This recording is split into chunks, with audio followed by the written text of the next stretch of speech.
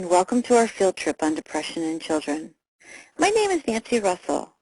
I hold a master's degree in social work and am a licensed clinical social worker in the state of Florida. I'm also a full-time faculty member for Kaplan University in the Department of Human Services. My experience is varied as I have worked in many areas of children's services for the past 15 years. Prior to my work at Kaplan University, I had the opportunity to work with deaf and autistic children who are experiencing anxiety and depression. I have also worked in community mental health. For the past 10 years, I have owned and operated a private practice working with children and families. As you can tell, I've had the opportunity to assist hundreds of children and families experiencing depression. The topic of depression in children can raise some difficult questions. For instance, what are the signs and symptoms of depression? How is depression diagnosed? What treatment options are available? To help answer these important questions, we will visit some websites to see what some of the experts in the field might say, as well as show you some of the resources that are available. Now, let's get started with our field trip. The first site I'd like to visit is the National Institute of Mental Health's Depression in Children and Adolescents. The National Institute for Mental Health, or NIHM, is a valuable resource for information. The organization is at the forefront in updating and providing new research, and this site provides a lot of general knowledge about depression. This particular page addresses how to recognize a depressed child. From this page, you can go to NIMHS's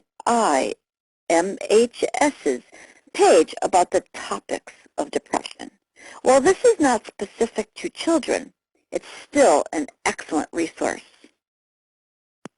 Here you will find an informative video about the signs, symptoms, and research on depression, along with other resources and publications on depression. For parents, it is awful difficult to understand depression in children.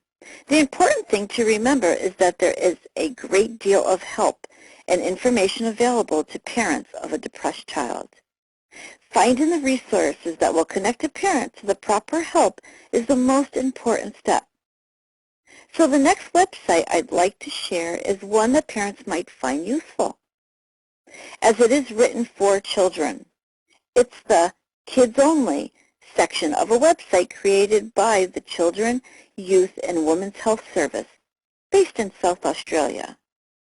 This website can help children begin to explore ways to share what they are thinking and feeling. Here you can find an extensive list of emotions and a safe place for a child to explore feelings they may be afraid to share. A site like this may open the lines of communication for some children. Reading about their emotions can assist children in understanding their feelings, show how their feelings are normal, and realizing that many others share those same feelings.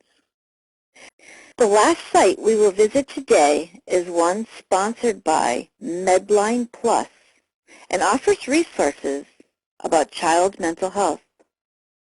This website offers a broad scope of information on many children's mental health disorders, including depression. Aside from the latest news, you can also find links to help with diagnosis and symptoms, treatment, prevention, and coping. And if you are unsure of what is affecting your child, this site might be able to help you understand what types of problems might be occurring. I hope this web field trip provided you with a starting point on where to find information related to children and depression. To find more resources, you can continue your search by visiting your favorite search engine and entering, in quotations, depression and children in the subject line. Remember to keep in mind that everything you find online is not always credible. The best sites to find valuable information are those ending in .gov, as they are regulated by the government. I hope you enjoyed our trip today. For some recent articles about depression, visit Kaplan University's Center for the Helping Professions at helpingprofessions.kaplan.edu.